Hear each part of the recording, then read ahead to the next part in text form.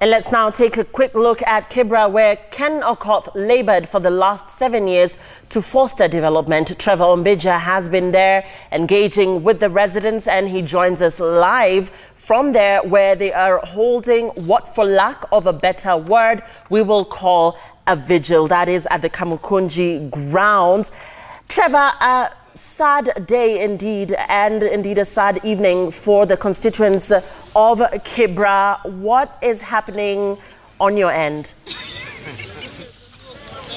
Lillian, a very somber mood has engulfed residents of Kibra here as they remember their member of parliament, who has been described as astute, forthright, straightforward and brave. They're holding a vigil here and they're saying they're going to stay here all night if that is what it takes to remember their leader. But I want to sample some of your views here. Before you came over to me, there was a religious procession that was here. There were several people who were singing just in honor of their member of parliament. But let me find out what they remember him for at this time of the moment. We'll start with your name, sir, and just tell me what you remember Ken Okoth for.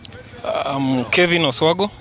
Yeah, Ken was an astute leader, just as you've said, a selfless, outgoing fellow who knew no tribe and recognized everyone with every aspect of life. Okay. Yes, he welcomed each and every person, especially he believed in education. And we've seen different students and pupils in Kibra appreciating his kind and generous act of providing free education to each and every person. Let me get another view here. So I'll start with your name and just tell me what you remember Ken Okoth for. Yeah, I'm Godfrey Omondi. Yes. And I would like to say that Ken Okoth has been one of the best member of parliament we've had. And I want to say at the same time that we are not only mourning Ken Okoth as elders. It is something which is all round, from children to everyone, because education-wise, it was the best of all. So I just want to say that as people of Kibra, we demand the body of Ken Okoth to be brought here before he's sent off, because we have to see him. He used to be with us, and we have to see him before he's sent off. All right. Yeah. Say your name. I'm Brian Ochieng. What do you remember Ken Okoth for? I'm remembering Ken Okoth being ranked one of the best MPs in Kenya in terms of the bursary disbursement. So we have lost a leader of great dignity, great integrity. We mourn Ken Okoth and we demand his body to be brought here before he's sent off. All right. Ma'am, says very briefly, what's your name and what do you remember Ken Okoth for? Mimi naitwa Kodia Cheng. Yes. Mimi Ken Okoth ananiita kama Njolera kwa niaba ya wamama wa Kibra. Ken Okoth ndiye alikunga bwana yetu hapa. Sababu ya education amepea watoto free.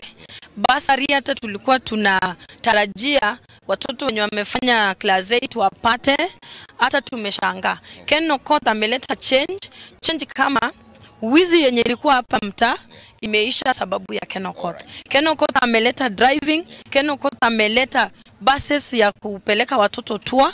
Driving, kama mtu alikuwa na maneno yake, anaingia kwenye basi, anafundishwa, anafanya kazi. Ken Okoth amechange life of many. Okay. Tuna miss MP wetu. Asante. Lillian, I want to give some quick view here from a lady. When I walked in here, she was actually crying in honor of the member of parliament. I just want to speak to her right now, if you just give a moment, just to find out why she was crying and what the death of the member of parliament, Ken Okoth, means to her. She's called Mama Angeline and she's right here. She was going about her business, just cooking chapatis here. But when I came in here, she was in tears. Mama, unaitwa nani?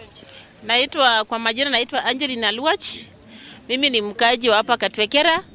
Na ninafanya biashara ya chapati hapa Kamkunji uwanjani. Na unamkumbuka vipi Ken Okoth? Ken Okoth, niko na huzuni kwa sababu Ken Okoth ni mbunge ambayo hana ubaguzi. Kwa mambo ya basari, anatangaza, anaweka karatasi kila ukuta, ukitembea unasoma tu basari ni siku fulani hapo DC. Niko na mtoto wangu ako college. Wakati aliingia kwa college nilienda mambo ya basari nikapata. Hata sasa hivi vile nitaendelea na hiyo mambo ya basari sijui, kwa sababu Ken Okoth ametuacha, sijui nitafanya aje hiyo mtoto na hata hajamaliza college. Kwa hivyo ninawaomba tu, hata mkichagua mbunge mwingine sijui kama atakuwa kama Ken Okoth. Sisi akina mama tuko na uchungu kwa sababu Ken Okoth ni mbunge ambayo achagui kabila hata kidogo.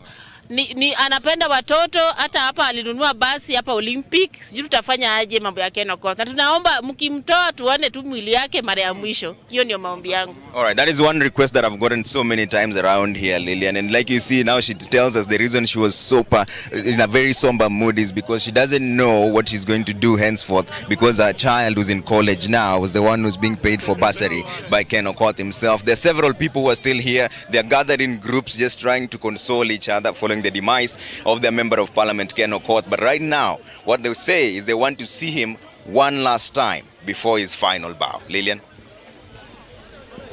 Trevor speaking to us there from Kibra. As you have seen, constituents, residents there mourning their leader.